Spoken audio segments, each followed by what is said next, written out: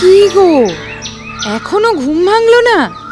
ওঠো ওঠো, চা আনছি, উঠে পড়ো এবার।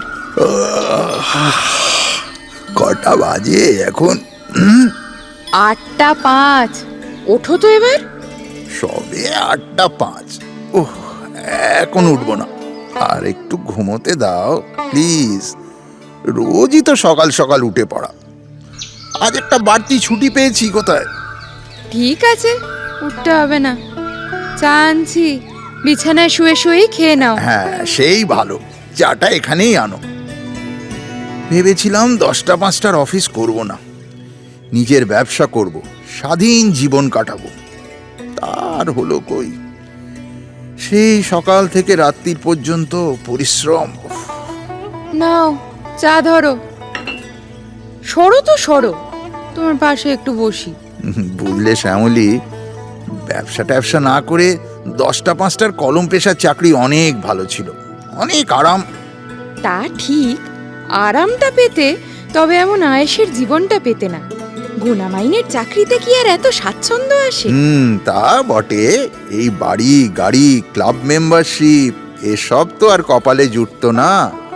পুরুষ মানুষের পরিশ্রমেই সংসারে লক্ষ্মী আসে, বুঝলে নয়ন বাবু?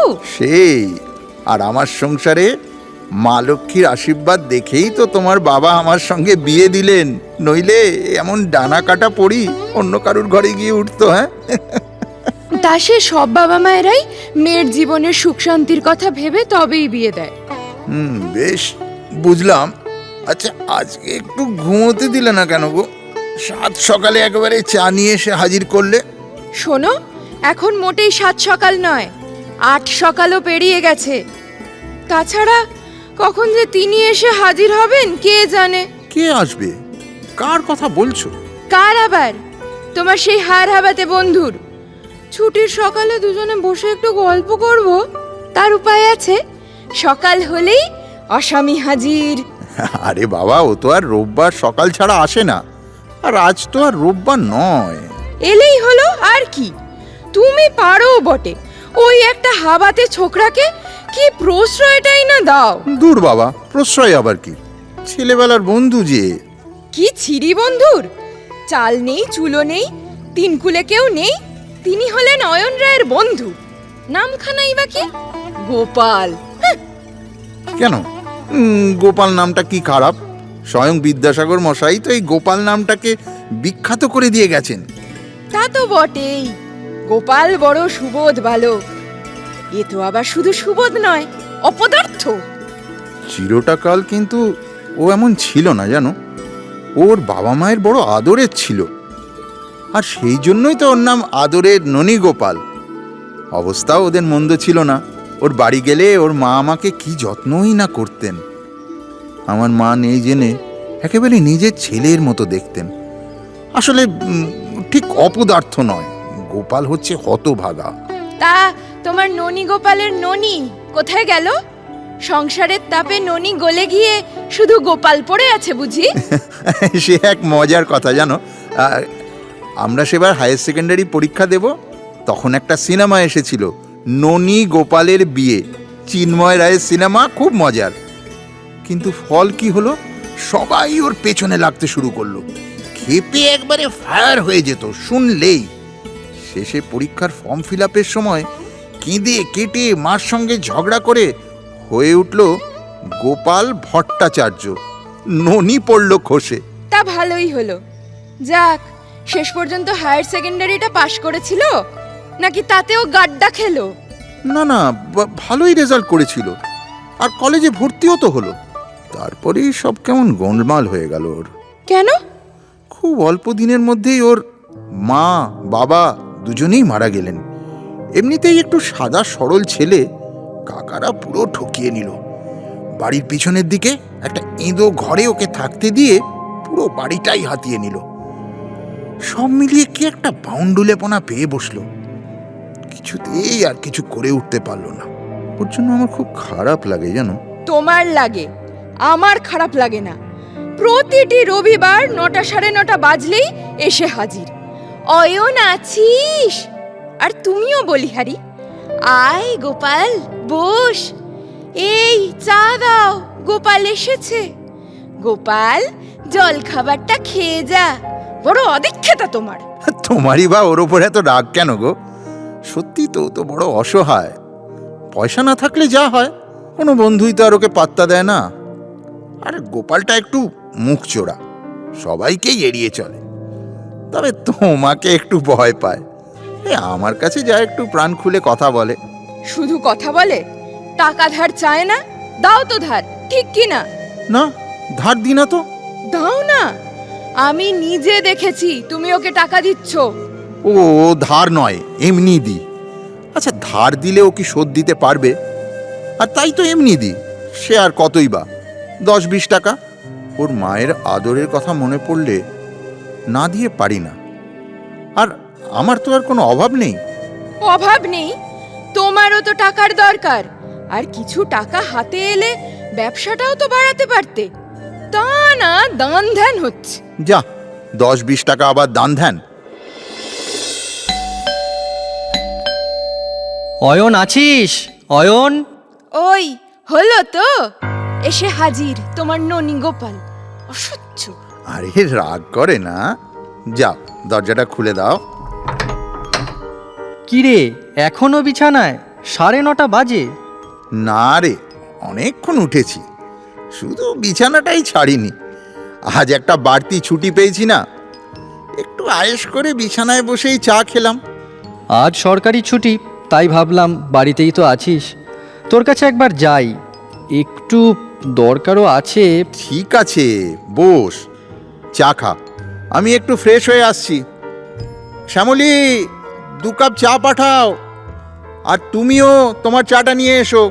পাঠাচ্ছি, তোমরাই খেও।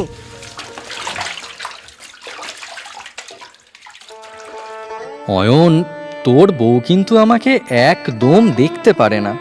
যা, কি বলিস? শ্যামলী ওরকম মেয়েই নয়। ওর দোষ কি? কেউই তো আমাকে পছন্দ করে না। একটা ভ্যাগাবান্ড, কোনো বন্ধুই তো আমার সঙ্গে যোগাযোগ রাখতে চায় না। শুধু তুই আমাকে ফেলতে পারিস না। এভাবে বলিস না, তোদের বাড়িতে আমি কত ভালোবাসা পেয়েছি। তোদের অবস্থাও তো চিরকালটা এমন ছিল না। ভাগ্যের ফের। ভাগ্য ভাগ্য গড়তে জানতে হয় রে। তুই তো আজ নিজের চেষ্টায় এত দূর উঠে এসেছিস বল। সেটা ঠিক, জীবনে পরিশ্রম করতেই হবে। তুই যদি প্রতিষ্ঠা চাস, তুই বড় ঢিলে ঢালা, এটাও ঠিক না। আসলে কি জানিস, হঠাৎ করে মাত্র 2 মাসের মধ্যে বাবা মার চলে যাওয়াটা আমাকে শেষ করে দিল। তার ওপর কাকাদের ওই রকম বিচ্ছিরি আচরণ, একদম আছড়ে এসে পড়লাম মাটিতে, আর উঠেই দাঁড়াতে পারলাম না। তেমন করে চেষ্টাও তো করলি না। যাগে, ছাড়ো সব কথা। শ্যামলী, আমাদের জল খাবারটা এখানেই দিয়ে যাও, 2 বন্ধুতে একসঙ্গে খেয়ে নেবো। নারায়ণ না, আমি কিছু খাবো না। তাছাড়া চা বিস্কুট তো খেলাম। আজ একটু অন্য দরকারে এসেছিলাম রে। হ্যাঁ, সে হবে ক্ষণ, আগে টিফিনটা করে নে, তারপর দিচ্ছি। কত দেব? 50? না না না, টাকা লাগবে না, আজ টাকা চাইতে আসিনি। বেশ, কি দরকার বল তাহলে। তখন ভাগ্যের কথা বলছিলি না, আমি একটা লটারির টিকিট কিনেছি। কাল খেলা ছিল, আজকের খবরের কাগজে রেজাল্ট বেরিয়েছে। একবার নাম্বারটা চেক করে দিবি? তুই লটারির টিকিট?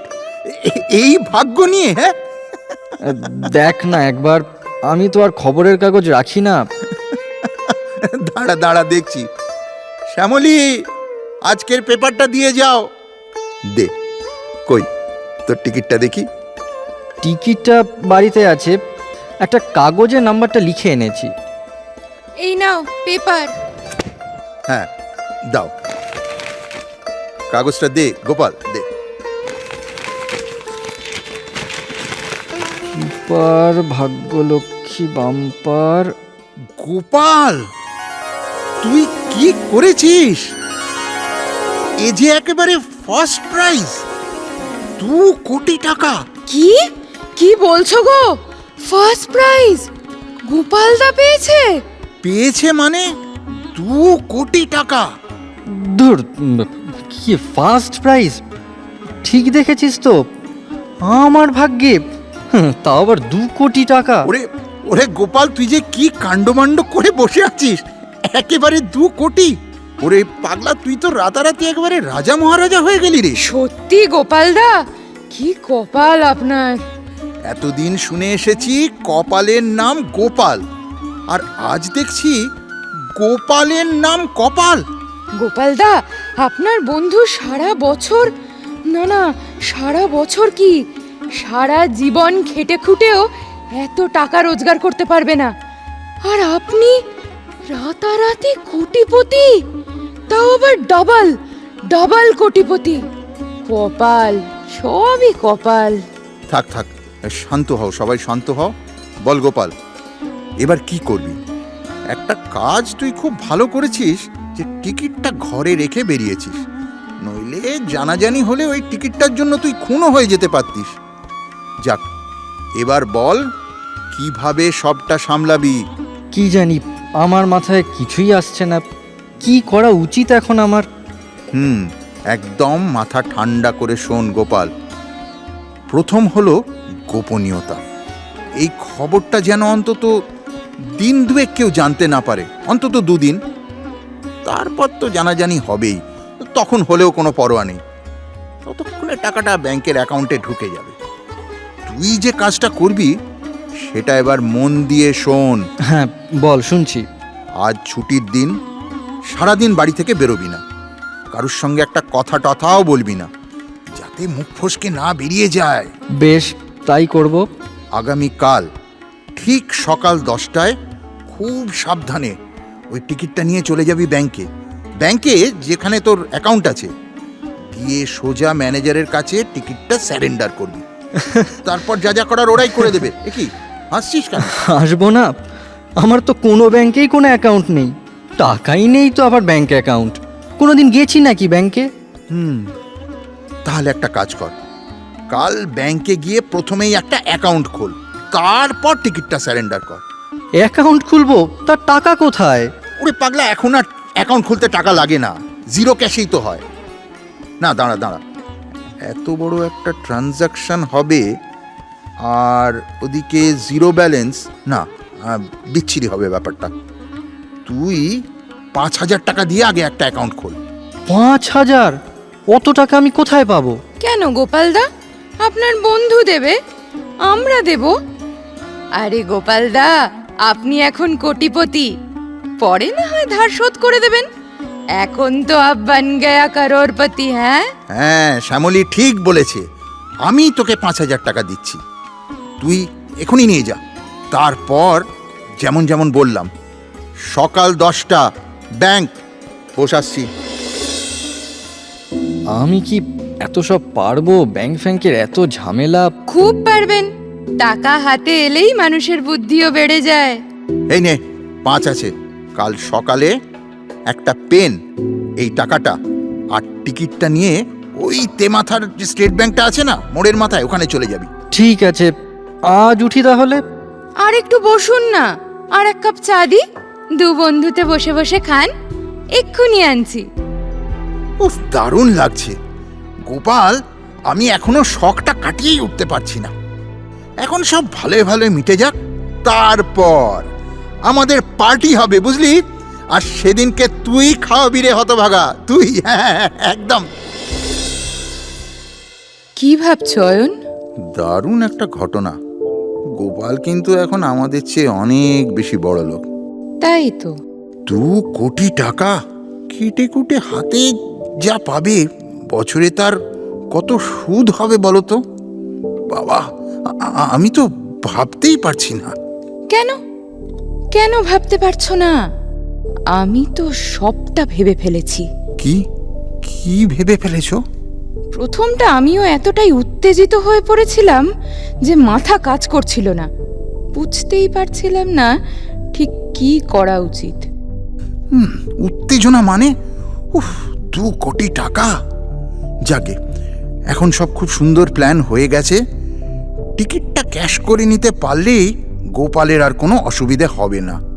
কিন্তু অয়ন, আমি তো অন্য কথা ভাবছি। ওই টাকাটা কাল তোমার অ্যাকাউন্টেই জমা পড়ুক। যা, কি বলছো? কি করে সম্ভব?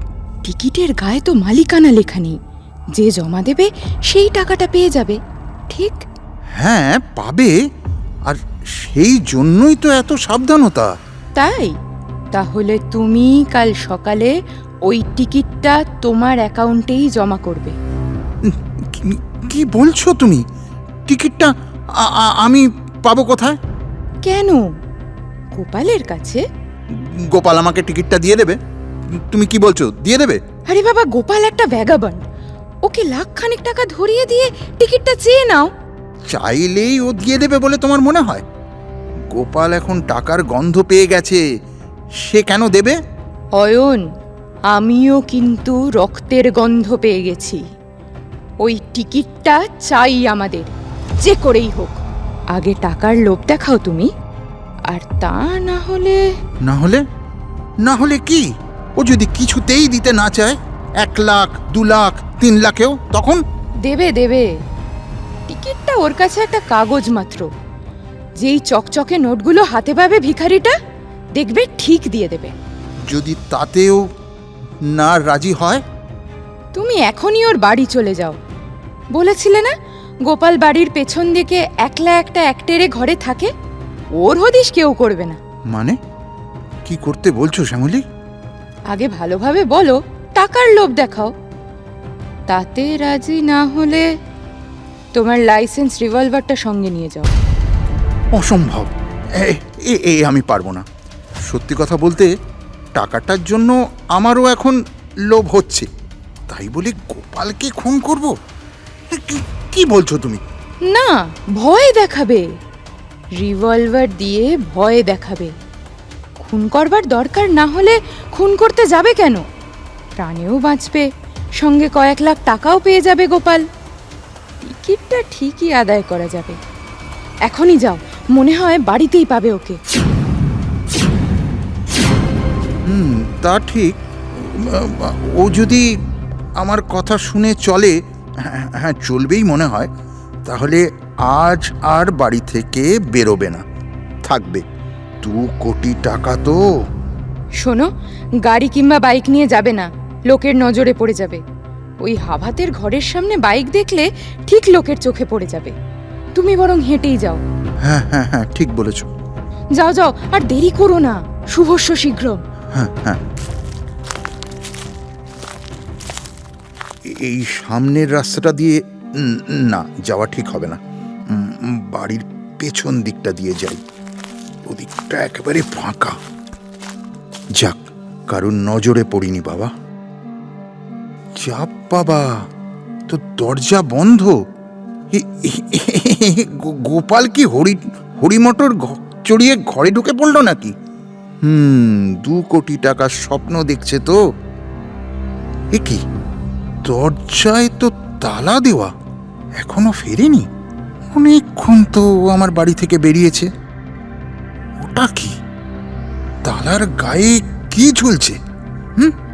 কাগজ, চিঠি। কি লিখেছে দেখি, কি লেখা চিঠিতে? জানতাম আসবি। ওরে, 2 কোটি টাকা মানুষের কাণ্ডজ্ঞান লোভ করে দেয় রে। টিকিটটা কেড়ে নিতে এসেছিস তো, লোভ দেখিয়ে নয় মেরে ধরে। শোনো, সব লটারি ফটারি ফালতু। সকালে মোড়ের মাথার চায়ের দোকানে চা খেতে খেতে খবরের কাগজটা দেখছিলাম। কাগজে লটারির খবরটা দেখে একটা কাগজে ওই নম্বরটা টুকে নিলাম, যেটায় ফার্স্ট প্রাইজ উঠেছে। তারপর সোজা তোর বাড়ি। জানিসই তো, সব পুরনো বন্ধুরাই আজকাল আমাকে এড়িয়ে যায়, ভাবে যদি টাকা চাই। তবে তুই একমাত্র সম্পর্কটা রেখেছিস। তোর বউ খুবই অপছন্দ করে জেনেও রেখেছিস। আবার মাঝে মধ্যে 10-20 টাকাও দিস আমাকে। তোর কাছে কৃতজ্ঞতার সীমা নেই আমার। তবে আজ সবটা কেমন গোলমাল হয়ে গেল জানিস। লটারির টিকিটের ব্যাপারটা এমন সব তালগোল পাকিয়ে দিল, তুই তখনই 5,000 টাকা দিয়ে দিলি, তোর বউও হঠাৎই গোপালদা বলে খাতির করতে শুরু করলো। আমারও কাণ্ডজ্ঞান লোপ পেয়ে গেল। তোর টাকাটা পকেটে নিয়ে বেরিয়ে পড়লাম। এতগুলো টাকা, 5,000! ভাবছি এখন কিছুদিন কলকাতার বাইরে ঘুরে আসি। টাকাটা ফুরোলে না হয় ফেরা যাবে। ভালো থাকিস, ইতি। গোপাল?